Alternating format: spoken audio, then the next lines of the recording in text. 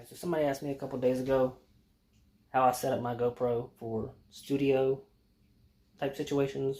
So I'm gonna give you guys my little take on how I do my GoPro and how I set my stuff up. So maybe this will help somebody.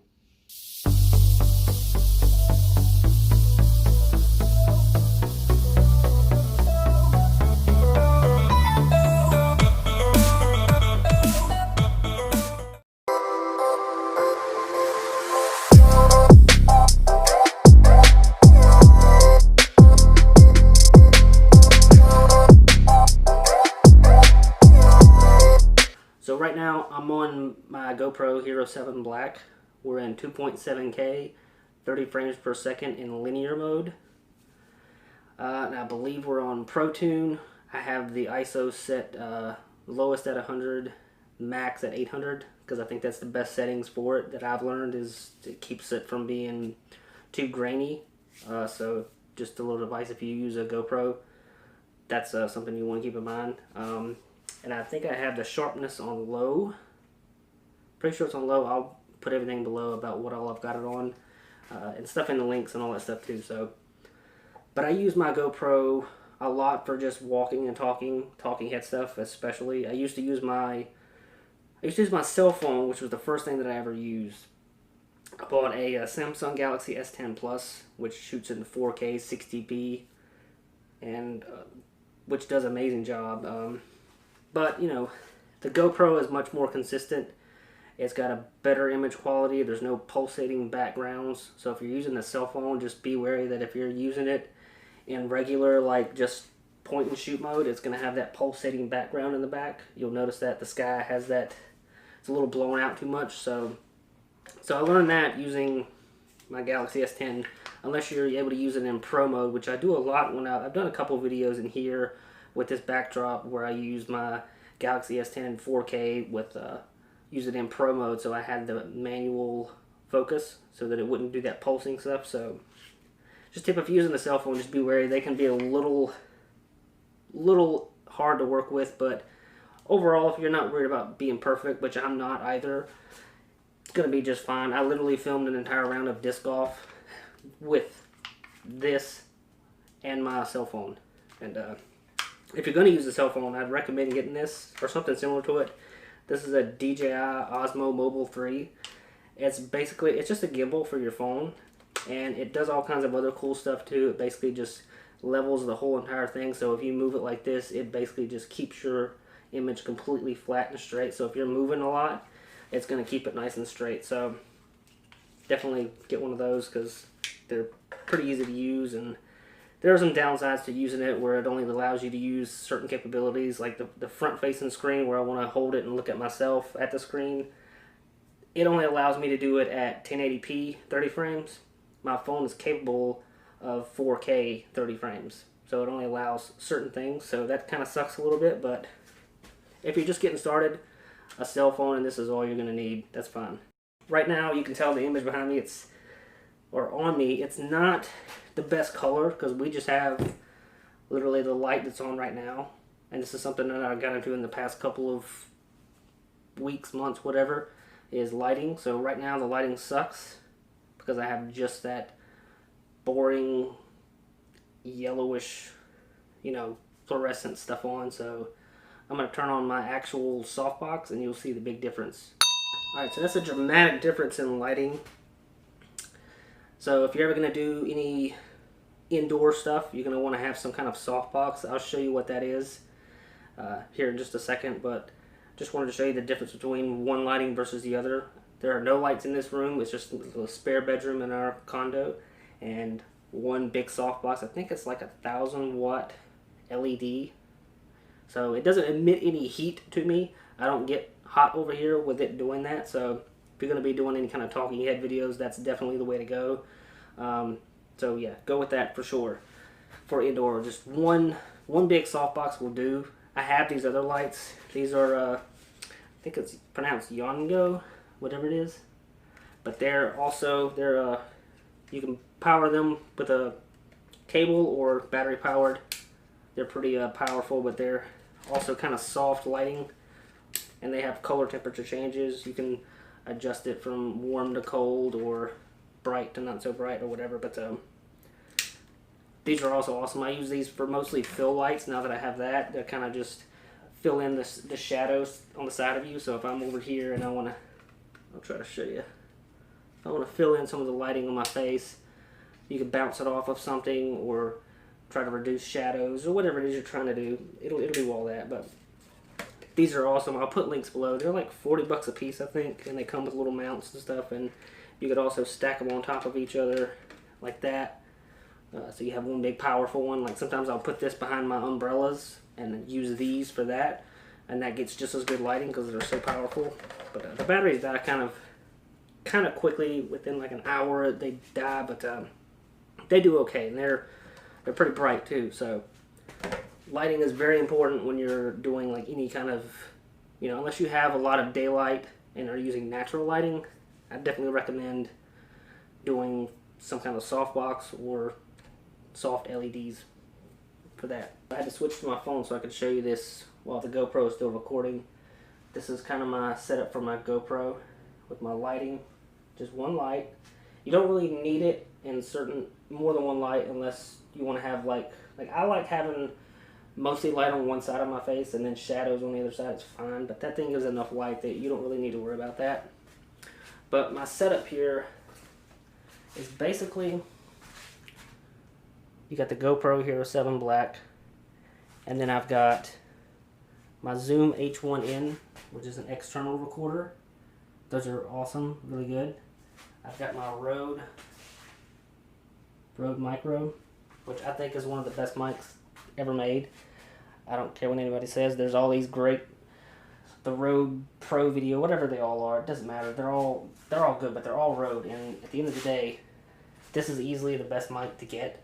It's like 60 bucks, and it literally is powered. Even if I don't plug it into, when I'm plugged into this, it works just fine. It doesn't need batteries or anything like that. It does just fine. I know that light's really harsh right behind me, so I'll try not to do this that much. Let's go this way. But the Rode Video Micro, it's basically, I have this little mount that I use. I'll give it to you, give you guys a more close-up look of it. This is basically the GoPro on it's like a $20 little, just extendable with a ball head thing. I think it's 20 bucks at Best Buy, whatever. But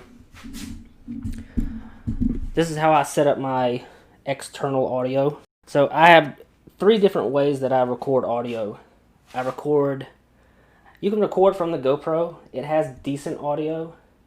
It's a little, if you get too far extended, it's going to be bad unless you have a really loud voice. And I don't have a really loud voice, so I tend to want to be either tethered with a Lav Mic, like this. You can literally get this. This is the pop voice, I think. It's like 25 bucks on Amazon. And it gets really good audio, especially when you put it up with the Zoom H1N. So, let me turn this off. This is way too much. Back to the horrible lighting. You can tell the difference in that, period. So, I mostly record external when using the GoPro. They do make it's like a $50 little adapter that adapts to the USB that you can adapt to a mic jack, which I haven't tried yet, but I typically just use this kind of a setup similar, where I've got either a Rode mic. When I'm in the studio like this, I use the Rode mic just because I don't like having to be tethered to it while I'm sitting down. There's no reason to have to be tethered to it, so I just do that. I do have the other option of a wireless Rode mic. This is the Rode Wireless Go. This is actually the mic. You can literally like clip this to your chest like that, and then have this attached to your camera. That right there literally slips right into the cold shoe or hot shoe on your camera.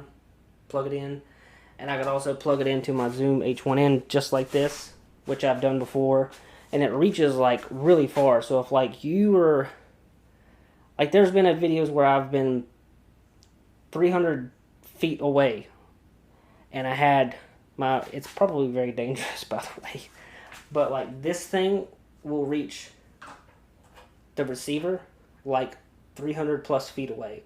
So you can be way, way away and still be heard perfectly clearly, and this thing sounds amazing. Or It's got an option for a mic jack right there where you can plug this into your pocket and then use your Lav Mic right here, which I like the most because I'm very soft spoken, so this gets nice bass for my throat, my chest. So I like that for audio.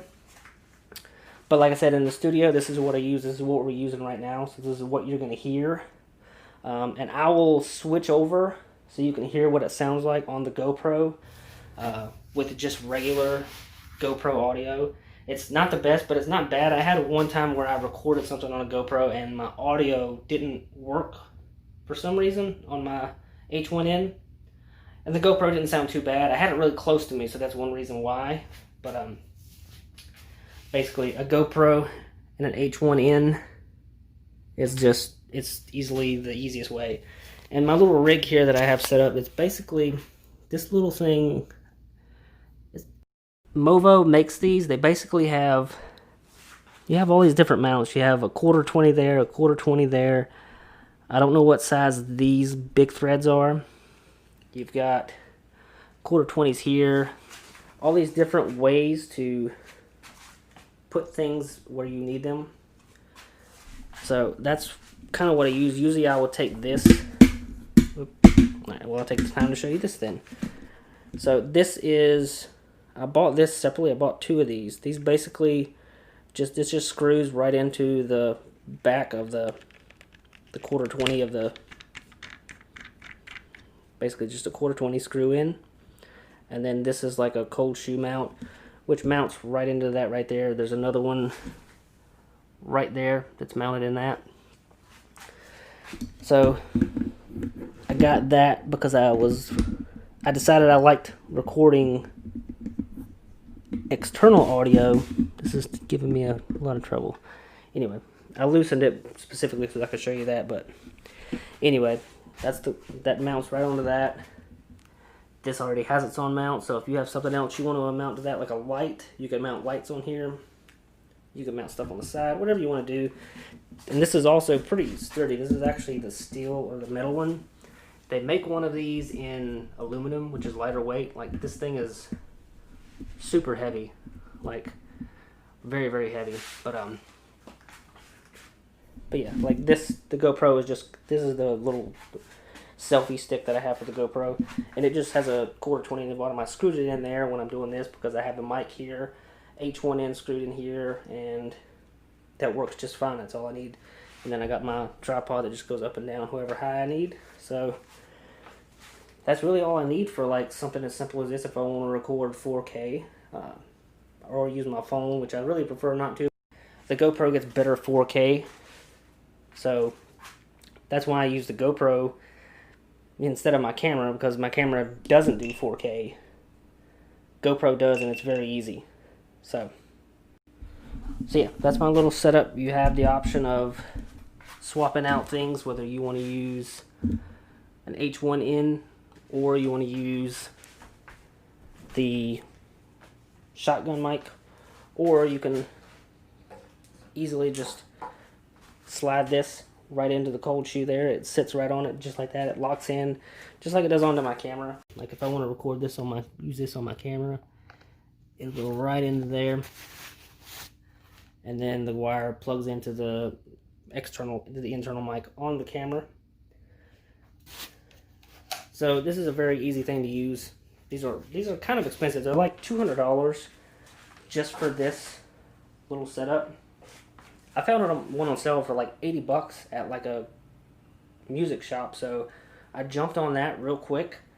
So yeah, if you can find that for less than 100 bucks, you're gonna want to get one because they're awesome. They're super easy to use. But yeah, just know this: if you decide to use these, the Rode Go Mic Go, with the GoPro, without the GoPro attachment that's you can plug this into, you're gonna have to use the H1N to plug into. So it's a little extra stuff.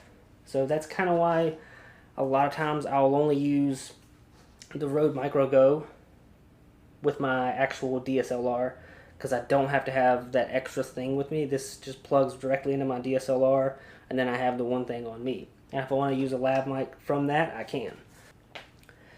Anyway, that's really up to you whether you don't like having to sync your audio up separately or whether you want to just be able to just go, plug it in and go. Then you want to add that $50 piece that is for the mic, you know, the plug-in mic for the GoPro. Highly recommend a GoPro. Get the 7 black. Don't bother with the 8. Why would you want to spend $100 and some more on something that doesn't do a whole lot more, much better, and actually has a lot of bad reviews on having issues with it just not saving files, and I don't want to risk that. This has got a good history and it's got great stabilization, so screw the number 8, stick with the number 7 black all day. So good luck out there on your YouTube channel. I hope this helps. Hopefully you can hear me. Maybe get a little closer with the audio for the GoPro. So that's all I got. Thanks for watching. Maybe subscribe. That would help. Because you're going to want me to do the same way as you.